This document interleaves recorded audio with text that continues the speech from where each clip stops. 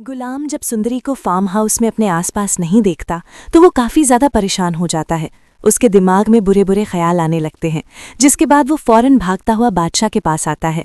वो बादशाह को बताता है, बादशाह पता नहीं मेरी सुंदरी कहाँ चली गई है, मुझे तो लगता है उसे किसी ने उठा लिया है।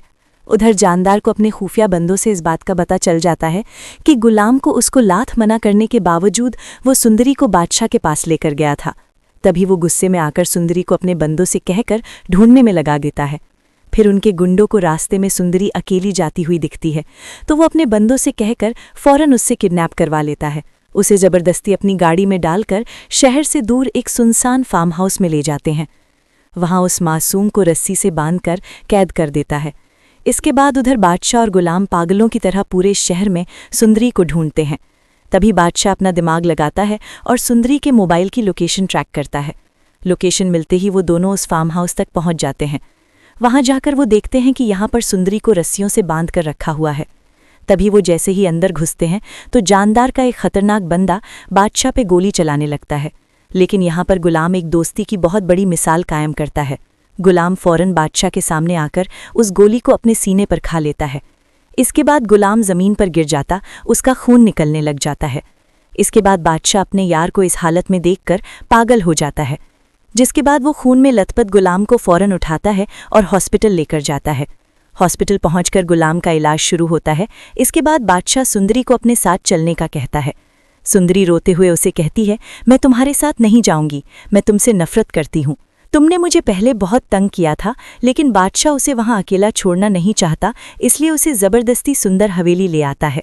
जानदार को जब इस बात का पता चलता है बादशाह आशिक अली की बेटी को हवेली ले आया है, ये जानने के बाद उसके होश उड़ जाते हैं। इसके बाद सोचता है कि ये गुलाम ही सबकी जड़ है। जानदार को इस बात का भी पता चल जाता है कि गुलाम ने अभी तक ये नहीं बताया कि ये आशिक अली की बेटी है, जिसके बाद जानदार खुद को बचाने के लिए बहुत खौफनाक चाल चलता है। इसके बाद वो गुलाम को मारने के लिए उसी के हॉस्पिटल में अपने खौफनाक बंदे भेज देता है। रात के अंधेरे में जब गुलाम बेड पर सोया हुआ होता है तो एक बंदा आकर उस पर हमला करने की कोशिश करता है, लेकिन गुलाम कच्चा खिलाड़ी नहीं है। उसकी आंच सुनकर वो फौरन उठता है और उसे पकड़ लेता है। शोर सुनकर पीछे से बादशाह भी उस कमरे में आ जाता है, जिसके बाद बादशाह खुद उस गुंडे की खूब ज़्यादा पिटाई लगाता है। मार खाने के बाद गुंडा अपना मुंह खोल देता है और सब सच बता देता है कि मुझे जानदार ने कहा था ये सब कुछ करने के लिए।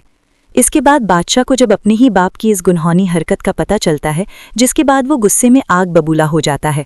इसके बाद वो गुलाम को हॉस्पिटल से डिस्चार्ज करवाकर अपने साथ अपने हवेली में ले आता है। जब गुलाम वहां पहुंचकर सबके सामने ये बताता है कि सुंदरी किसी और की नहीं बल्कि ये आशिक अली की बेटी है, ये जानने के बाद जैसे खुर्शीद के तो होश ही उड़ जाते हैं। इसके बाद जब शादी की बात करते हैं तो सुंदरी इस खुर्शीद से कहती है, मैं गुलाम से मोहब्बत करती हूँ। जब बादशाह को इसका पता चलता है कि उसकी मोहब्बत गुलाम से मोहब्बत करती है, इसके बाद वो गुस्सा होने के बजाय अपने यार की मोहब्बत के खातिर इस रिश्ते से खुश हो जाता है। अपने दोस्त के खातिर अपनी मोहब्बत की कुर्बानी दे देता है। अगले दिन बादशाह सबके सामने ऐलान करता है कि गुलाम और सुंदरी की शादी होगी। फिर वहां साहिब जान कहती है, अगर इन दोनों की शादी हो रही है, तुम इसी खुशी के मौके पर तुम भी अब खुद शादी कर लो। बादशाह भी अपनी माँ की बात मानकर अपनी मामू की बेटी से शादी कर लेता है। हवेली में एक साथ दो दो शहनाइयों की शादियां बजने लगती हैं। इसके बाद गुलाम और सुंदरी का निकाह शुरू होता है। दोनों कबूल है कहते हैं। दोस्तों, आपको बादशाह का किरदार कैसा लगा? क्या उसने अपनी मोहब्बत को गुलाम के खातिर कुर्बान करके सही किया? बादशाह ने अपनी दोस्ती के खातिर अपने प्यार की कुर्बानी देने का गुलाम के खातिर सही फैसला किया? और जानदार को उसके किए की क्या सज़ा मिलनी चाहिए थी? बादशाह अपने ही बाप के खिलाफ खड़ा होकर उसे हवालात के पीछे बंद करवा देगा?